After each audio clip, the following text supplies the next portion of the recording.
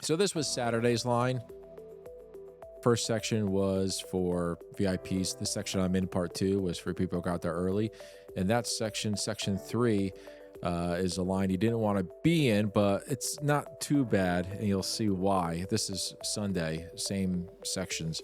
But that third section went outside, and Friday and Saturday they were awful. So get there early, have a nice seat, grab yourself a snack, and just wait to be let in. Strike up some conversations, and time passes by. CGC, if you want to get your comic books graded, this is the beginning of the day. Don't worry, because that line will get bigger. This line is for Felix Art. If you know who they are and who they represent, you'll know why that line is so big. This area is really cool. This area is the artist alley. So anyone who has an open chair and there's an open table, you're allowed to go in there and start drawing away. Spider-Man Noir there for that gentleman is what he was doing, and a Frankenstein. Very cool. Good place to sit too if you needed rest.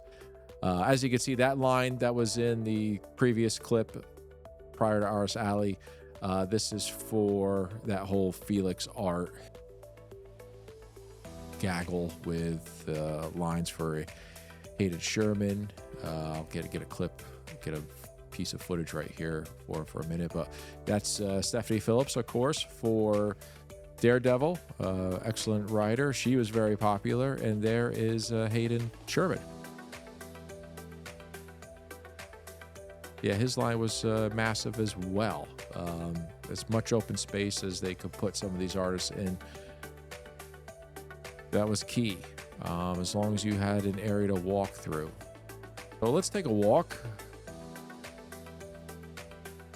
A lot of people with a lot of boxes, a lot of stuff to get either signed or purchased. All in all, the area, the convention center, has plenty of room. It all has to deal with what section you are in, what things you are going to buy, and what you wanted to get on those days. Smart people, the best tips I can say is, plan ahead. Look at the map they give you online and when you're coming in to the convention hall, and know where you're going. I knew where I was going right away on Friday. Knew where I was going right away on Saturday. Sunday, I didn't go. I had to come back home. But yeah, when you, there's plenty of places to just sit down and rest. I mean, if you even had to sit down on the floor like that person was before, no one bothered you. This was the Saturday walkthrough, I should mention. But a lot of that area we just walked through was some of the big current artists. Scott Snyder was there in that section too. Yeah, I mean, just take a quick look here at some of the stuff that's set up. You can see those numbers that are on the ceiling. Anytime you see those numbers, that's a section. An artist or a vendor may be in that area. So that's how they set it up. We're going to be going here pretty soon to, I believe it's 2200. We're going to start out with our walkthrough. This area we're getting into, this is for vendors and comic sellers. There's some RTD2 there. Pretty cool. I did find some grails in some of these sections. That one right there that we're passing, that I found a Spider-Man 100, a Spider-Man 139. I did find a first appearance of Hobgoblin for a pretty good deal. A lot of these vendors considered, this was my first year, but what I've understood is that they were really shunned upon last year compared to this year because a lot of the prices were astronomical. Then if you had cash, here's another tip. If you have cash on you, they're willing to work with you. And I was able to get a pretty decent copy of Spider-Man 100 for under $100. And of course, I mean, the vendor had like, 10 of them. But again, he could have sold them for a lot. My Spider-Man 139, was the first appearance of Grizzly. That I got for a decent price as well. A lot of them did take card. They did take Venmo and PayPal, but it's all about trying to get a good internet connection. And in this building, it was pretty hard. It was pretty hard. Lots of posters, lots of sketches. But like I said, this is for actual comic book selling. They were buying comic books if you had any. Plenty of room.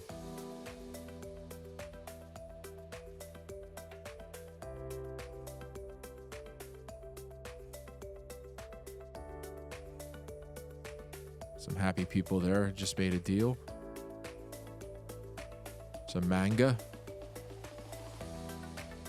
And you don't have to buy from one person. Go around and shop. The one thing I didn't like and continue don't like, I mean, this is probably some pet peeve for a lot of people, is that that section right there, that's a great area. It was he donated blood, and you got an e-card. You got like a little gift. It was kind of a nice little incentive to do a great thing and help somebody out who needs blood.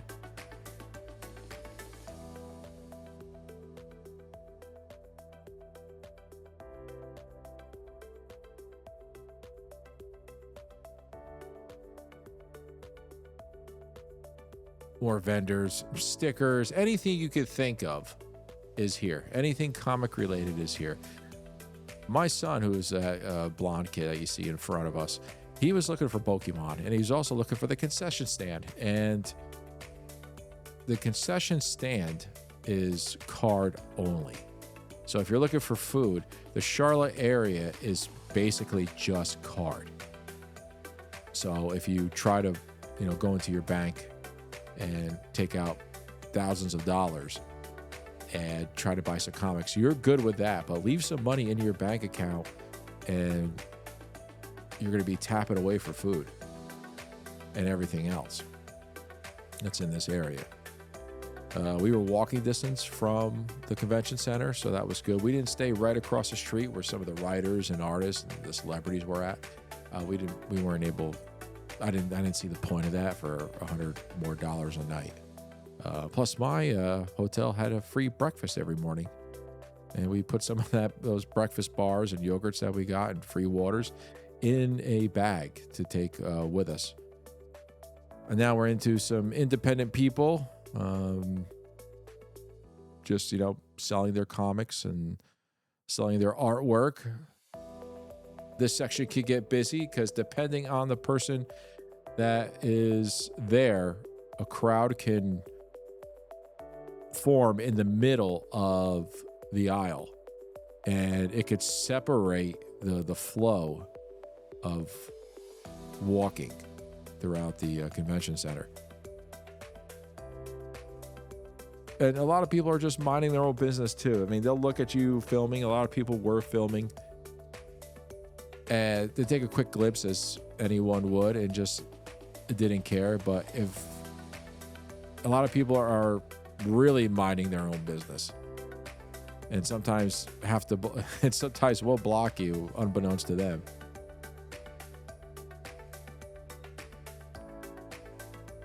Yeah, this is where I got some of my comics signed. I got a Halloween comic book signed by Mr. Seeley.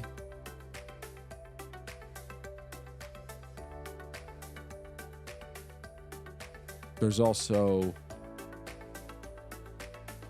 some great little shops in here. People who do some homemade crafts. These are a lot of people working on the commission for their artwork. Yeah, I see these are all, artists They're just selling their great artwork here, working on commissions. You see what I'm talking about with the line? If there's a great, if there was a good artist or a great writer that's somewhere in the middle of all these tables, a line will form. It'll just form out of nowhere, and a lot of these the volunteers are unaware of that it's forming and can't perform a hazard because these people with these boxes are trying to get around, and they really can't, and it just becomes a bottleneck. Maybe next year, if somebody's popular, Heroes Con can just put them over in a corner in the back. It's not really ideal for them. They like to be put in the middle, or the entryway, because that's where most people will see it. But if you're a popular person, you'll see here at the end of this clip, you'll see what I'm talking about. I forgot whose line that was for. He was certainly popular. If it comes back to me, I'll say it, but I don't think it will. Very friendly people with a lot of cosplaying. I can't emphasize enough. People were great here. Just having fun. It was just amazing. Look at all the amazing artwork. And once you saw something you liked, you usually stopped at that table. And if you didn't see something that caught your eye, a lot of these artists knew somebody who would have what you wanted. And then you have in here, coming up in this section, you have some of the old timers, people from the Silver Age. I think coming up, we got Joe Stanton, who I had sign my Haunted Love comic, 2 of them.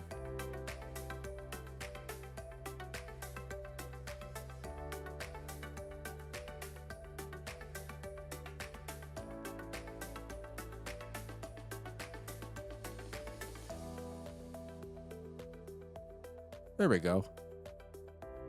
There's Joe. It's a lot to take in. It is a lot to take in. See again, another line forms, and they try to be. People were nice, and they kind of were able to, I guess, regulate the line themselves. But if you do have a small kid, like my son here, I mean, people will bump into him without knowing they even bumped into him.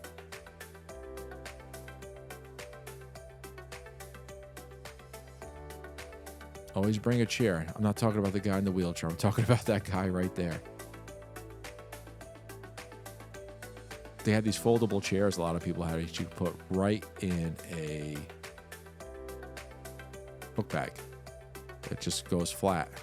I think I might get that next year, because if you do bring your child with you, they may be bored. So that's where your phone or your tablet comes in.